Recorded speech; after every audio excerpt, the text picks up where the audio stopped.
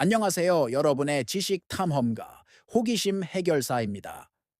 오늘은 인류의 가장 근본적인 질문 중 하나에 대해 이야기해 보려고 합니다. 바로, 나는 누구인가? 그리고 더 나아가, 사람이란 존재는 무엇으로 구성되어 있는가? 하는 질문이죠. 정말 거대한 질문이죠? 하지만 걱정 마세요. 오늘 저와 함께 이 질문의 실마리를 하나씩 풀어가다 보면 우리 자신에 대해 조금 더 깊이 이해하게 될 거예요. 먼저 가장 과학적이고 명확한 관점부터 시작해 볼까요? 네, 바로 생물학적인 관점입니다. 우리 몸은 약 37조 개의 세포로 이루어진 놀라운 유기체입니다.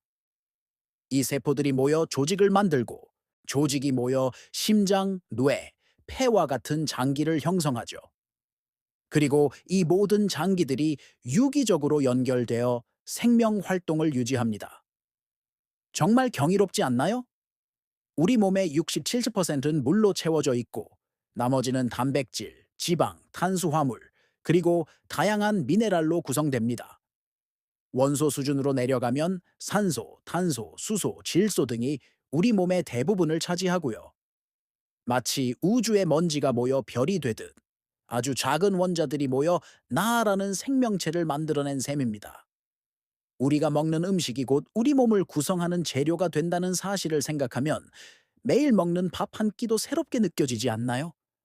하지만 사람을 단순히 물질적인 요소의 집합체라고만 할 수 있을까요? 물론 아니겠죠. 우리에겐 마음 혹은 정신이라고 부르는 특별한 영역이 있습니다. 심리학에서는 인간을 생각하고 느끼고 행동하는 존재로 봅니다. 여러분은 지금 어떤 감정을 느끼고 있나요? 기쁨, 슬픔, 분노, 놀라움. 이 모든 감정들은 뇌 속에서 일어나는 복잡한 화학 반응의 결과물이지만 우리의 삶에 지대한 영향을 미칩니다. 또 우리는 과거를 기억하고 현재를 인식하며 미래를 계획하는 능력을 가지고 있죠. 바로 의식입니다. 나는 생각한다. 고로 존재한다는 데카르트의 말처럼 이 생각하는 능력이야말로 우리를 다른 생명체와 구분짓는 가장 큰 특징일지도 모릅니다. 매일 아침 눈을 뜨고 나라는 존재를 인식하는 그 순간 우리는 물질을 넘어선 정신적인 존재가 되는 것이죠. 자, 그럼 조금 더 시야를 넓혀볼까요? 우리는 혼자 살아가는 존재가 아닙니다. 사회 속에서 다른 사람들과 관계를 맺으며 살아가는 사회적 동물이죠. 사회학적인 관점에서 인간은 가족, 친구, 동료, 그리고 더 나아가 국가와 문화라는 거대한 시스템 속에서 자신의 정체성을 형성합니다. 우리는 태어나면서부터 특정 언어를 배우고 그 사회의 규칙과 가치관을 내면화합니다. 제가 지금 한국어로 여러분과 소통하고 있는 것처럼 말이죠. 우리가 입는 옷, 즐겨 듣는 음악, 심지어는 옳고 그름을 판단하는 기준까지도 우리가 속한 사회와 문화의 영향을 깊게 받습니다.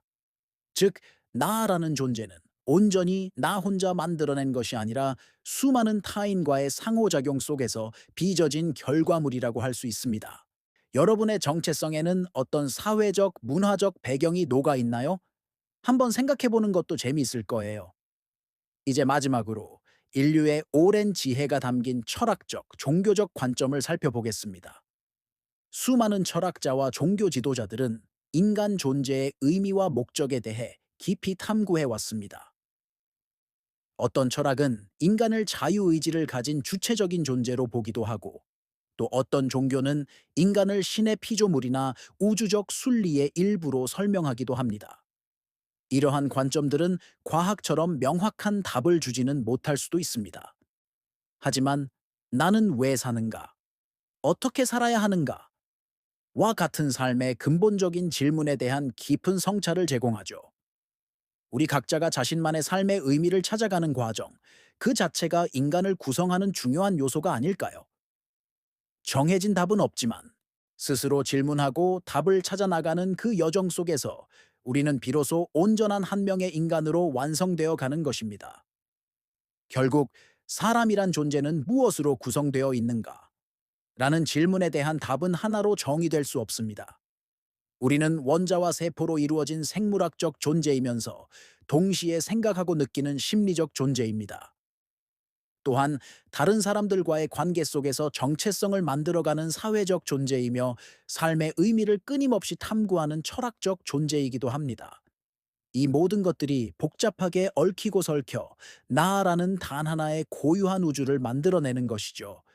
마치 여러 가지 세계 실이 엮여 아름다운 테피스트리를 만들어내듯이 말입니다. 오늘 저와 함께한 이 짧은 여정이 여러분 자신을 더 깊이 이해하는데 작은 도움이 되었기를 바랍니다. 여러분은 스스로를 무엇으로 이루어진 존재라고 생각하시나요? 댓글을 통해 여러분의 다양한 생각을 자유롭게 나눠주세요. 여러분의 이야기가 다른 분들에게도 새로운 영감을 줄 수 있을 겁니다. 오늘 내용이 흥미로우셨다면 구독과 좋아요 잊지 마시고요. 저는 더욱 재미있고 유익한 이야기로 다시 돌아오겠습니다. 시청해 주셔서 감사합니다.